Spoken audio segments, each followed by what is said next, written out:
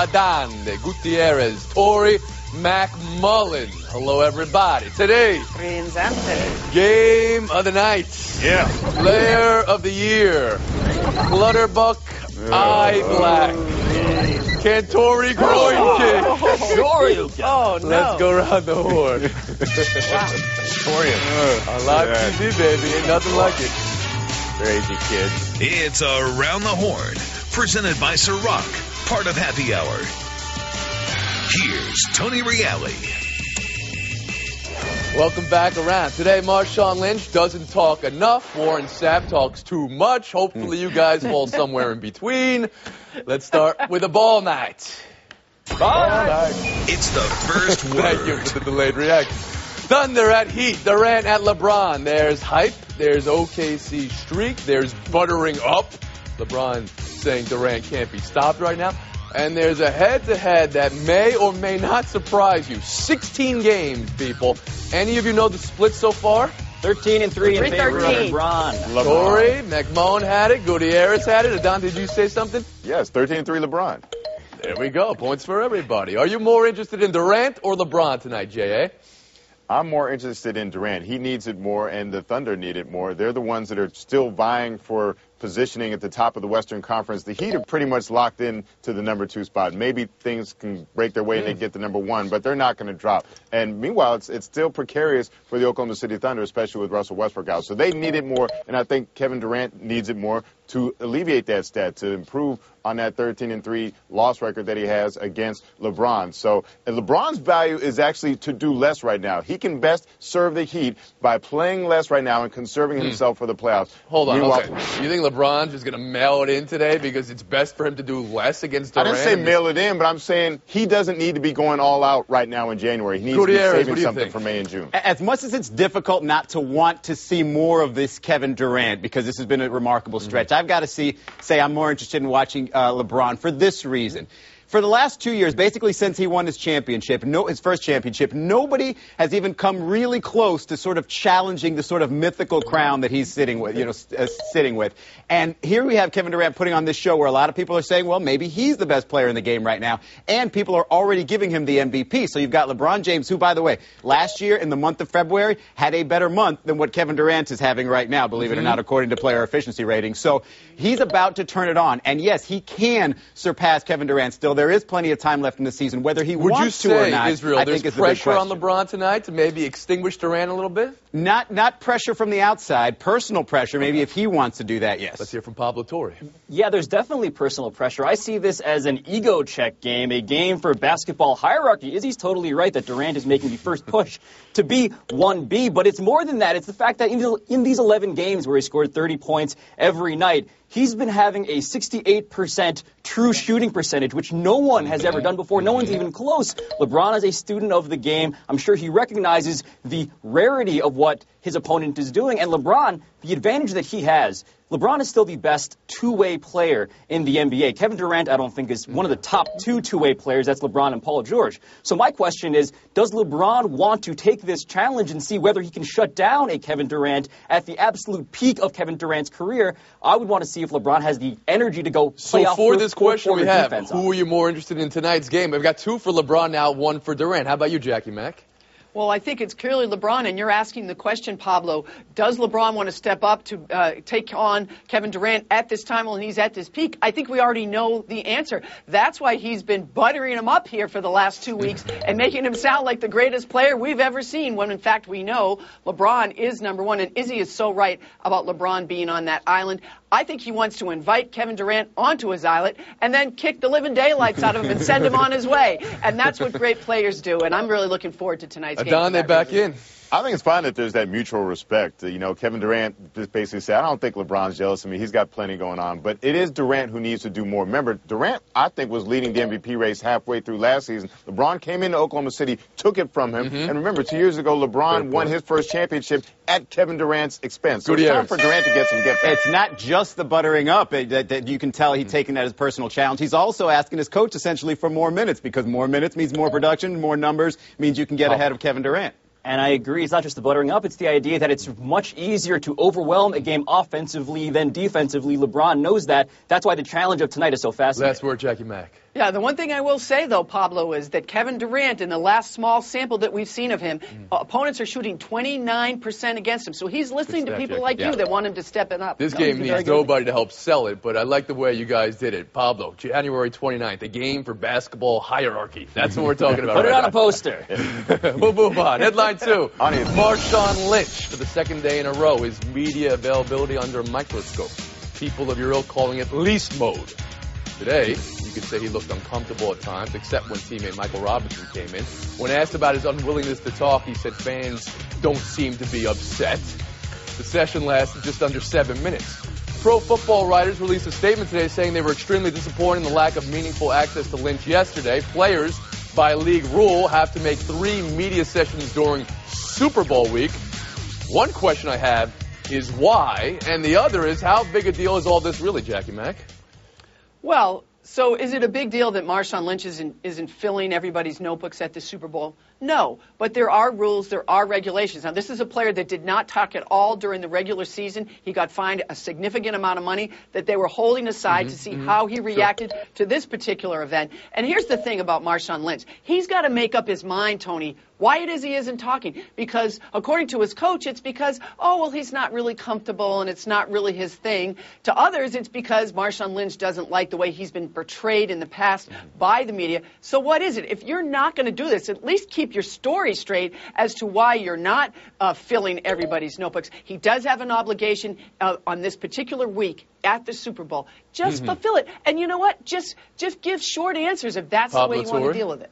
Look, I'm sympathetic to Marshawn Lynch this week because Super Bowl Media Day is the Star Wars cantina of press events. You have a guy dressed as Mozart, you got a guy dressed as Waldo, you have Hank Azaria asking questions, people with scantily clad outfits. Look, it's weird and it's strange. The thing that bothers me more is actually what he did over the course of the season. And this is where the idea that teams have media relations people for a reason comes into play. Because you are part of the football industrial complex, Marshawn Lynch. You are paid and rewarded to talk to people, and your attention and your fame grows because of the attention and the attention economy surrounding you. What if a player is uncomfortable here? I mean, we showed you the video from today. At points, he looked uncomfortable. In the past, not saying anything about Lynch here, but someone like Ricky Williams with the social anxiety. Or Zach Greinke disorder. In baseball. Certainly. And I think if he wants to phrase a defense of himself in those terms, I think he'd have a lot more sympathy. But right now, there's a bit of recalcitrance, which I'm sympathetic towards this week, but in the larger scheme of things, sort of seems ignorant of his general station. I'm pretty much with Jackie in that. Frankly, I don't really care. Like, look, this isn't the NBA where there's only about 3 or 4 or 5 really super interesting guys per, let's say, NBA Finals. All right, this is if you don't like the Marshawn Lynch story, go talk to 100 other people and you'll find a really good story. But in terms of getting the reasoning why he's not doing this, well, I mean, yeah, he says he's not uncomfortable, but then you look at that picture and you can see that he seems pretty uncomfortable. I wouldn't imagine he has anything to hide. I mean, unless he's literally addicted to Skittles. I don't think there's anything really that he can sort of, open up to and get out in the media in these appearances. And here's my answer to this whole thing. Do the Dan Marino thing. Do what some of these other players do, like Jackie mentioned. Give short, horrible answers to where nobody's going to want to talk to you, period, and then there'll be nobody around you, and there won't be all these complaints. But I do think the complaints about him are a little over the top. If you're the NFL, you say every player has to be available for 3 sessions during the week. If you are really that uncomfortable, if you are that uncomfortable with the process. Adonde, how about you? Well, Pablo, I have another word to describe Media Day, outdated. You know, it used to be that this was the lone chance for the NFL to have the nation's media assembled and talking to their players and promoting the game. But guess what? Now they've got their own network to talk about it 24/7, 365. ESPN has daily NFL programming. You've got the Combine, you've got the draft. The NFL never leaves us. So we don't need all of this attention on the NFL. It's also about access players have to fans already, getting their message out. Too much. There's Twitter. You don't need Media Day. Yeah. The irony is that Marshawn Lynch did the least talking. He had the best line when asked why he doesn't like talking that much. He says, "I'm about that action, boss." That's the best line of Media Day. That was actually the best line of me. Good point, Don. That's where Tory. Yeah, I think, look, there's a valid argument to make that media are not doing a very good job of being representatives of fans right now, but that's at least the theory. That's why this is collectively bargained into players' deals. Don, 14. Gutierrez, 12. Tory, 13. McMullen, 10. Top that scoring. Van Horn. We'll take it a break. Buy or sell next. Coming up, Dougie McBuckets, James Rivera, And Sapp versus Strahan in their no-holds-barred Hell in a Cell Punjabi prison debate over the Hall of Fame. I don't know how this happened. Yeah. Batista's going to come in here because he come back after 3 years. Buy or sell. There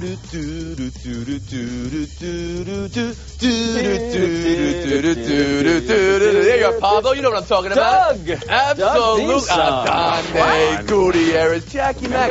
This is our youth. Dougie McBuckets McDermott.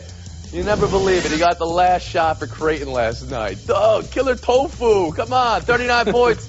And from the people who say these sorts of things, he's the no-doubt player of the year. So, buy or sell Doug as player of the year, Adonde? So I'm more of a everybody Doug. Everybody Doug. No, you're going to talk Dougie, but I will buy him as the player of the year. Has a chance to be on the 5th guy to score 25 points, shoot 50%, and make 53-point field goals in a season. I'm not sure I understood what you said, but it sounded pretty good. Gutierrez, how about you? Even though I don't watch childish television, I do have to give this Doug the player of the year here. Look, he mentioned the numbers here, and just look at his career. I know it's not a career award, but look at his career. He's surpassed guys like Steph Curry in scoring, David Robinson in scoring, and he's a few weeks away from passing Larry Bird all time. That's pretty darn impressive. Pablo? Look, this is Doug going quail man. He leads the country in major conference players in usage percentage in terms of how many shots he takes of his team's total number, 33 and 38% respectively, and Creighton's number 2 in the country in offensive efficiency. Clearly, the award goes to Jackie McMullen. Okay, and Doug's carrying his team, and he's carrying a very good team at that. And you know what? When you look at a team like Syracuse that's undefeated, Tony, they can't even decide whether Tyler Hennis or C.J. Thayer is the better player on their own team. So it seems to me he's clearing away. I'm just curious about how the NBA scouts will view him going forward. He's an undersized guy, not quite as athletic. Reminds me a little bit of Tyler Hansborough in that he doesn't have the athleticism, but his motor's running all the time. He's got better range than Tyler Hansborough, then, well, Jackie. yes, he does, but he has so the same kind of... So your expectations for him in the NBA are kind of muted. How about you, Adonde? You've got better range than Tyler Hansborough, but he doesn't have better potential than the Jabari Parkers. Gutierrez, Torrey? I worry about his lack of athleticism. I worry about him being on a team that doesn't run everything for him. Pablo. Look, stretch fours are the sort of the position du jour of today. 47% from 3 over the last 3 years. He could play that position with ease in the NBA. Warren Sapp says Michael Strahan's resume doesn't stack up as a Hall of Famer this year. Michael Strahan says he doesn't care because football is not his entire life like some other people. And he also said, quote, the tiger does not pay attention to the opinion of the sheep. End quote.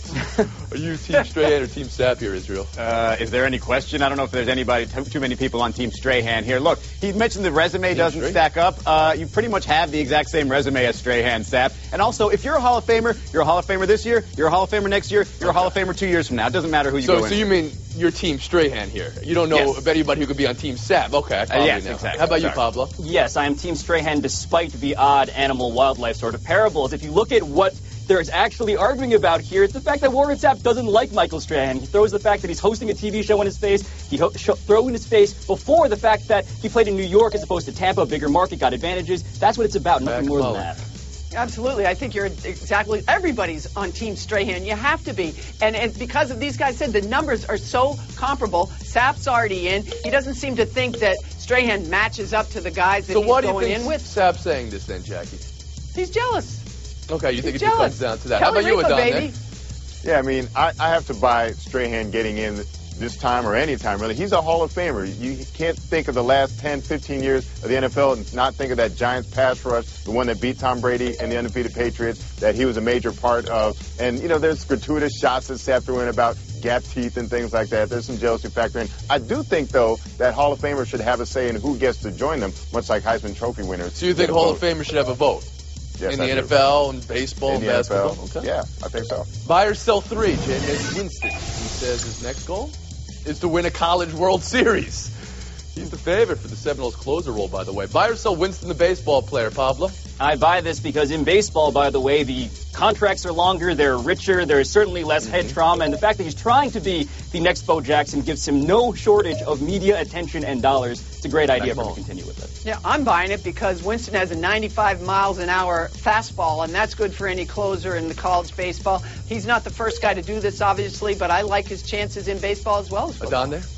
I'll buy it, but I'll sell him being the best possible baseball player. It's kind of hard to work on other pitches when you're busy leading your team to the national championship and winning the Heisman Trophy in the offseason. Gutierrez. I'm buying it for several reasons, but mostly because we talk every year about the declining numbers of African Americans in baseball. If Jameis Winston can be one of those higher profile guys that can make it look cool like Deion Sanders and Bo Jackson, then I think he's right up there with them. Prime time. Donde, Gutierrez, Torrey, enough to advance to the lightning round. Jackie Mack, you named your first son Doug. I did. And you never saw Doug with Doug. You never watched Doug with Doug. My son did not like television, believe it or not. But we've corrected him that. Don't worry. That's Doug funny. All right, Jackie Mack, have a great day. Donde, Gutierrez, Torrey, lightning round next. Coming up, Cal, Clutterbuck's calamitous eye black. Cal, Clutterbuck's calamitous eye black. Cal, Clutterbuck's calamitous eye black. Cal, Clutterbuck's calamitous eye black. Oh!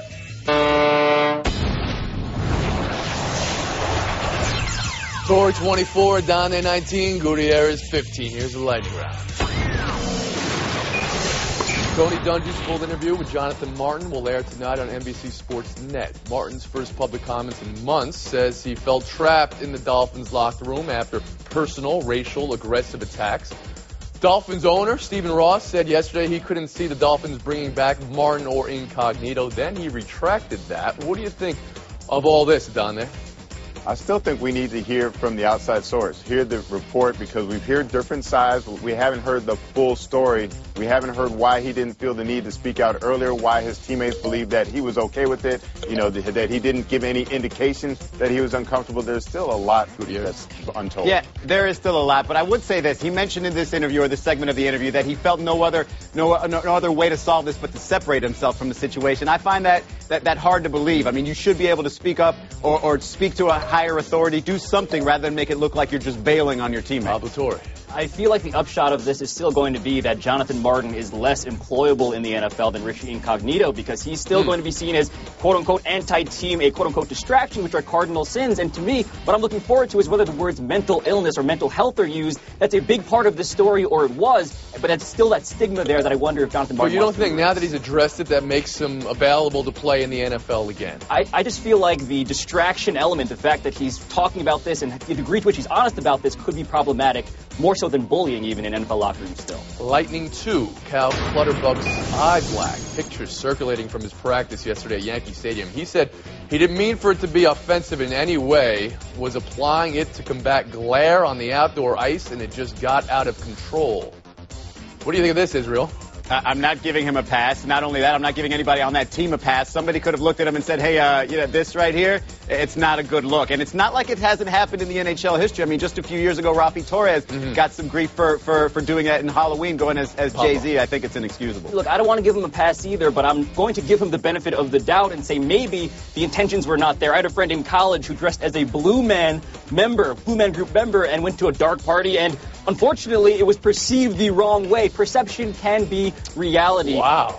And that's unfortunately the case what happened here at best. Yeah, okay. Donde, go ahead. That sounds like a Seinfeld episode, Pablo, but unfortunately this sounds like a repeat of something that we've seen in the NHL time and time again. Given their track record with racial insensitivity in this league, you can't give them a pass. They should have known better, and it perpetuates the lack of diversity, because this isn't exactly a welcoming environment for African Americans, is it? So it was a poorly lit room, and he went as Blue Man, Pablo, and yes. When it finally struck what was happening, he went to the bathroom and washed it off as quick as possible. He was confronted, and I left before I figured out what the conclusion was. What does that say about you, Pablo? Nothing good, really, to be perfectly honest. All right, we have to go. Israel Gutierrez wave goodbye. He's the next eliminated. It's Donde and it's Torrey. It's Showdown next. 2 enter, only 1 will leave. Straight ahead. Live shot, heckler, groin, knee, and Marco Polo!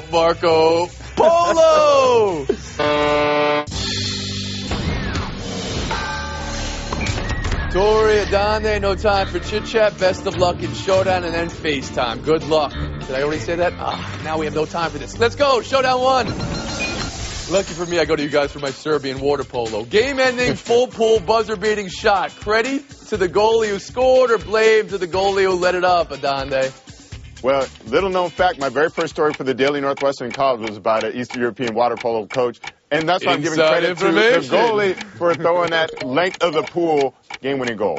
Hold on, the guy, look at the upper body strength that it took. That guy did that with no help from his lower half. He did that with all arms. No one expects that. How many stories in college did you write about Eastern Europeans, Then water Yugoslavia. polo I did coaches? normal water polo. Showdown 2, not from the world of sport, but from the world of groin shots, which at least one of you is expert at, I know. Jim Cantori, Weather Channel, live shot, video bomber, knee to the groin, fair or foul, Pablo?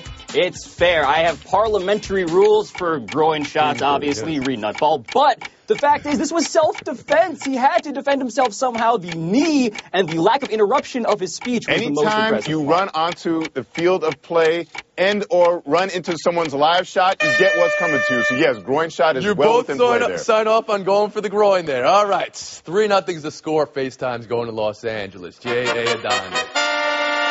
And let's go to Evanston, Illinois with it. You know, as thrilling as Northwestern football team's 1995 run to the Rose Bowl was, I'm more proud of this team and the stance it took yesterday by deciding to unionize to protect their interests. People say, why do they need to do this? Well, when the NCAA, which says it's supposed to be the cheerleader for the athletes, that's how we think of them, they said in a court filing that they deny that they have the right to protect athletes' interests, or their safety or welfare. So if no one's going to speak up for them, I'm glad they're going to unionize and protect themselves. Good job, Kane Coulter and the crew. J.A. Adonde. Northwestern proud. That's win number 248. Closing in on 250. Man, on that 250. I guess that's impressive. That's going to do it, folks. Thanks for coming around. We're on a 23-and-a-half hour break. We'll see you tomorrow around the Horde. My friend did. I want to hear more about your friend, Pablo.